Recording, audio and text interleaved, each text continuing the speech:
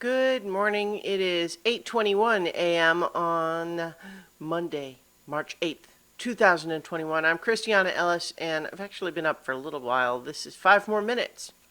I've been up for a little bit longer just because I once again just sort of trying to, you know, cleanse my body of any lingering migrainey bits. Took another Advil PM before going to bed. I actually even only took half the recommended dose, but just definitely still trying to wake up this morning. Definitely still feeling the lingering bits of it. So it took a little while to make some tea and make sure that I would be able to speak coherently. Unfortunately, I'm working from home today, so I didn't have to like rush and get out the door or anything like that. So here I am, rocking like a hurricane. Um, the okay, so one of the things that I've been thinking about a lot, I was thinking about a lot yesterday. I was reading through the core book preview for Root, the RPG. And if you are not familiar, this is a role-playing game like Dungeons and Dragons, based on a board game, um, also called Root, where it's a strategy game. In fact, actually, I can't. You know, one moment.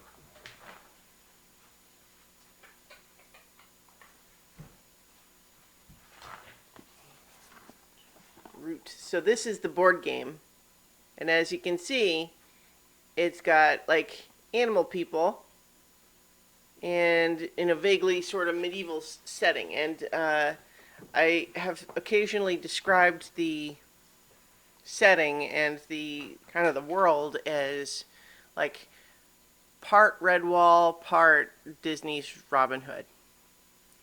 And Disney's Robin Hood in particular is one of my all-time favorites of the animated movies that I watched as a kid. And I actually, because I had been thinking about the RPG, which I backed on Kickstarter. What are you eating, Rocco?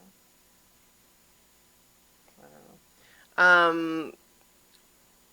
Because I'd been thinking about that, I actually decided to rewatch Disney's Robin Hood, and it's still pretty good, right? Like, I mean, I'm sure that there's a heavy nostalgia filter for me just because it was one of my favorites growing up. So I get a lot of pleasure just from, oh yeah, I remember that sort of thing. But I feel like it still holds up pretty well, especially considering, some of the other entertainment made at that time. Incidentally, I feel like in my head it's actually even older, but it was made in 1973, and rewatching it, you can definitely hear that 70s, early 70s influence in some of the soundtrack music. But not so much the songs, but like some of like the action music is a little funky. Um, and But yeah, I mean, I feel like it still holds up really well. Like the character design is just great for all the different characters, even though like obviously a couple of them are lightly recycled from previous movies. Like even we got Little John, who's clearly based on Baloo from Jungle Book, but like same voice and everything. But like there's nothing wrong with that.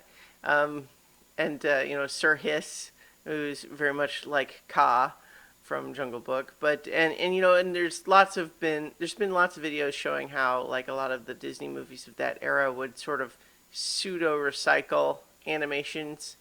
Where like they would essentially be tracing over existing animation to replicate a movement that looked good or whatever, and just make a different character be doing it.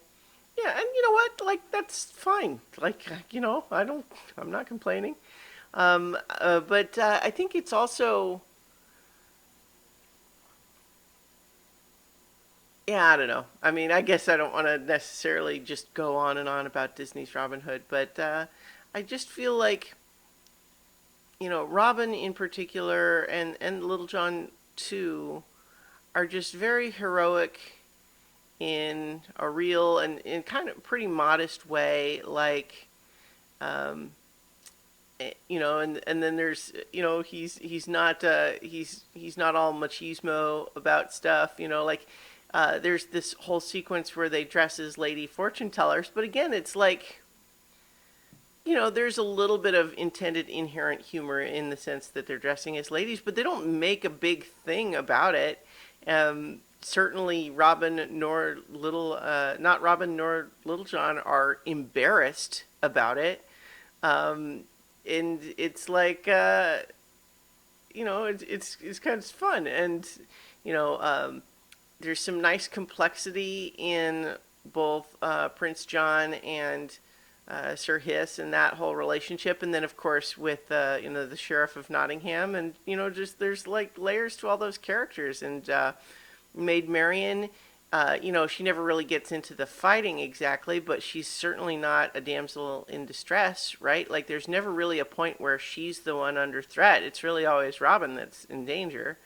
And his conflict there is just this feeling of like he definitely loves her and knows she loves him, but he's an outlaw. Like, how can he, what can he offer her? Is his thinking. And we got Lady Cluck, who's great. Anyway, I'm just going on.